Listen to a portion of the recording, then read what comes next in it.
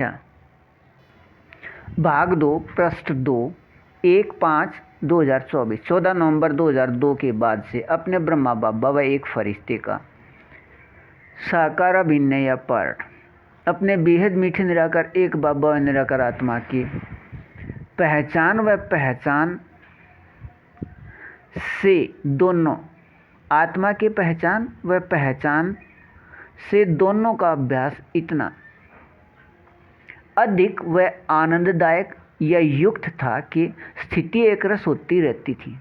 अपने व दूसरे को निराकार आत्मा बेहद सूक्ष्म प्रकाश बिंदु व अपने बाबा के याद से व निराकार आत्मा का लेखराज शरीर से अंतिम 4 से 6 महीने में निराकार आत्मा व बाबा को बिंदु देखने के अभ्यास व निराकार आत्मा के अंदर का यह संस्कार होने से सदा ही आत्मा मोहब्बत के झूले में झूलता था।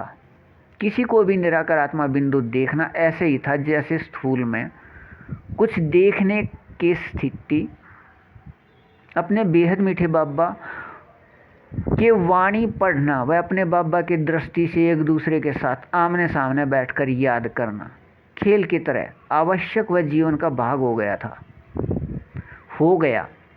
वह निराकार आत्माओं को व प्रकृति को अपने बाबा का सकाश देना अधिकार समझा जाता था। बाबा द्वारा यह याद कराने व दिखाने से कि तुम ही निराकार आत्मा लेखराज हो, यह याद पक्का हो गया। लेकिन बाहर किसी को नहीं कहते थे।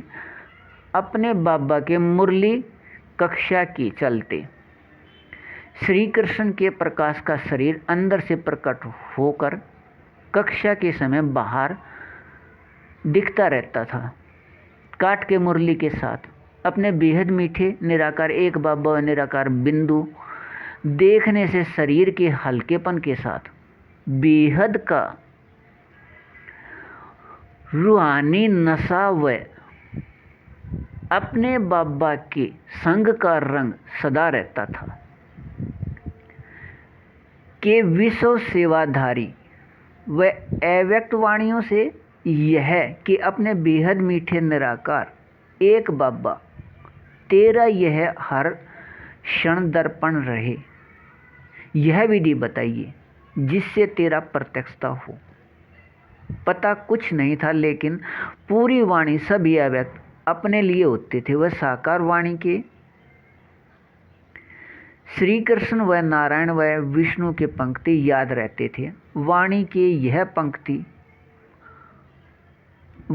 यही पंक्ति पूछने पर बताए जाते थे कक्षा के समय।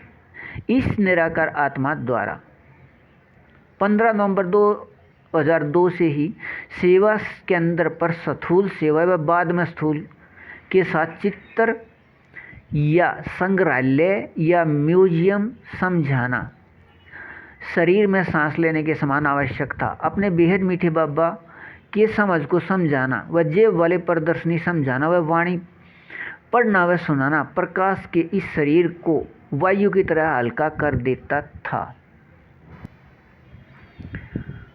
वह भोजन करने के बाद पेट भरने के जैसे अनुभव होता रहता था। बेहद के रूहानी नशे की स्थिति वह निराकार यह आत्मा ही लेखराज था। वह नारायण या विष्णु की आत्मा है का बेहद का रूहानी नशा सदा रहता था। लेकिन अपने बाबा की समझ व सहयोग के कारण किसी को कहा नहीं। दे अभिमान न होने से सिर्फ अंदर ही अंदर खुशी में नाच या नृत्य या डांस होता रहता था। किसी को कभी कहा नहीं।